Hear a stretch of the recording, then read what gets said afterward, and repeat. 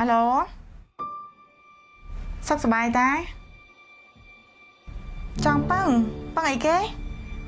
ហើយកដោកាអូបានតាលោកកែស្អាយយោចឹងជួបគ្នានៅណាអូសំអាងការឌីសូនីតាស្គាល់តាបាយបាយ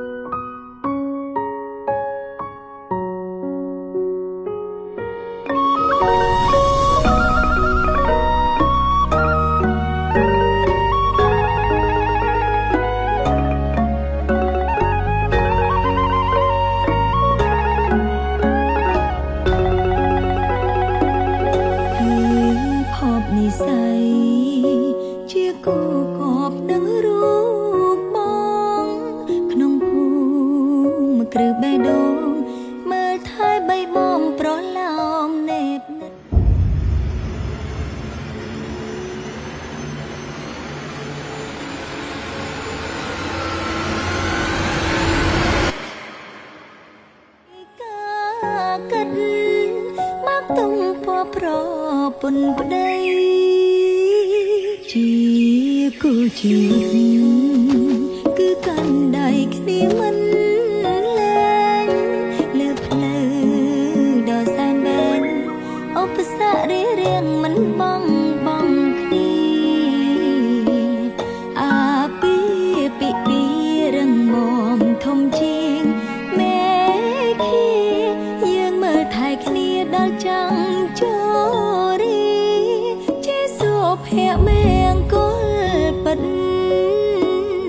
ក្រងឈុនពណ៌សរកូនក្រមុំសំអើយសំក្នុងថ្ងៃមង្គលសេរីអូនមានសំណាងដែលបានឧត្តមស្វាមីចាត់ទុំអូនដូចជាម្ចាំងត្រីសាងសង់គ្រួសារតូចមួយ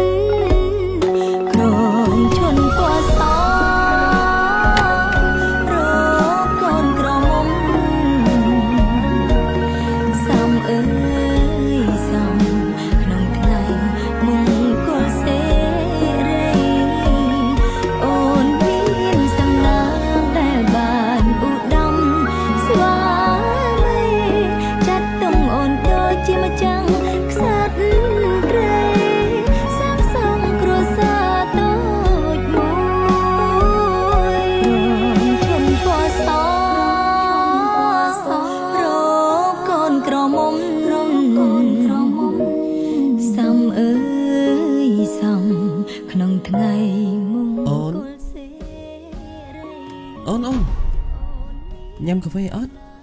អូចាអរគុណ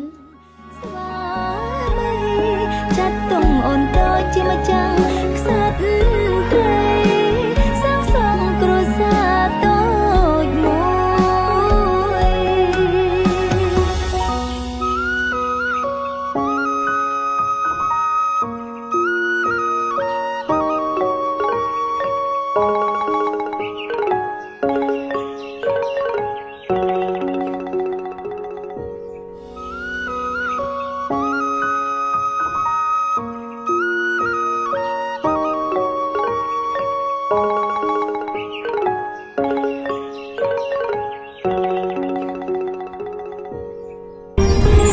ឌីសូនីតាសំអាងការញញឹមដោយទំនុកចិត្តក្នុងថ្ងៃមង្គល